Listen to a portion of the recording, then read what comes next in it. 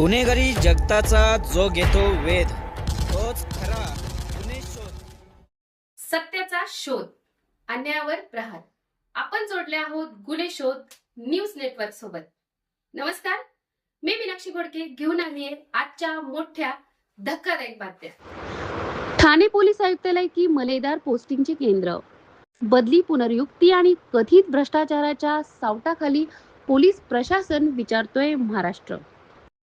Thane police आयुक्तालयातील कथित भ्रष्टाचाराच्या प्रकरणांकडे सरकार गांभीर्याने लक्ष देण्यास तयार नसल्याचा आरोप केला जात आहे.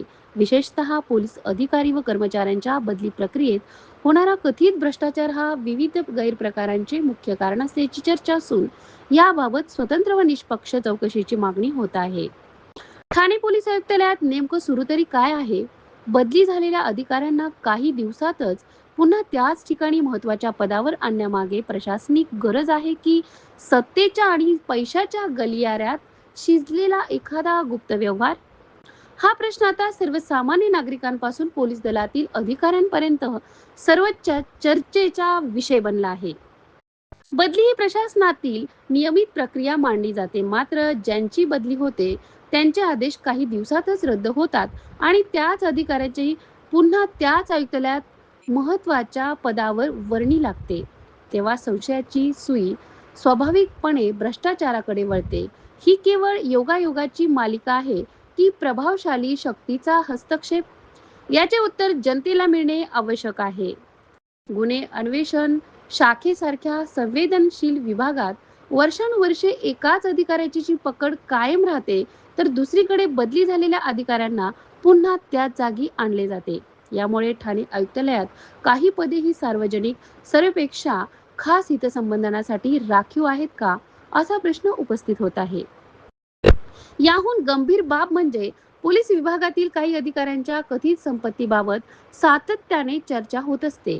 जर सर्व काही पारदर्शक आणि नियमबद्ध असेल तर अशा अधिकाऱ्यांच्याच नावावर अथवा कथित बेनामी मालमत्तांची स्वतंत्र चौकशी करण्यास प्रशासन किंवा तपास यंत्रणा काही पुढे येत नाहीत. जनतेच्या मनातील संशय दूर करण्यासाठी निष्पक्ष चौकशीची सर्वात प्रभावी उत्तर ठरू शकते.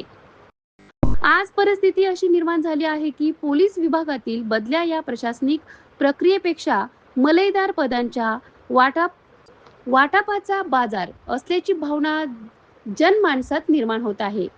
बदल्या, पुनर्युक्त्या आणि पदस्थापना यामागील निकष सार्वजनिक केले जात नसतील तर अफवा, संशय आणि अविश्वास वाढणारच.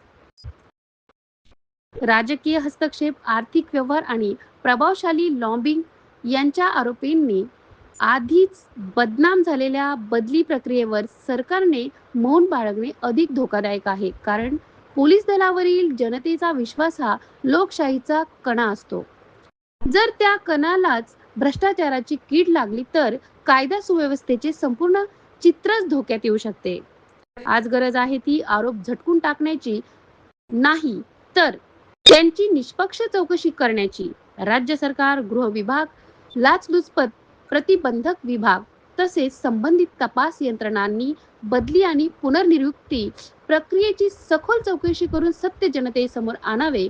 अन्यथा ठाणे पोलीस आयुक्तालयात सर्व काही नियमानुसार चालते हा दावा जनतेच्या गळ्यात उतरणार नाही.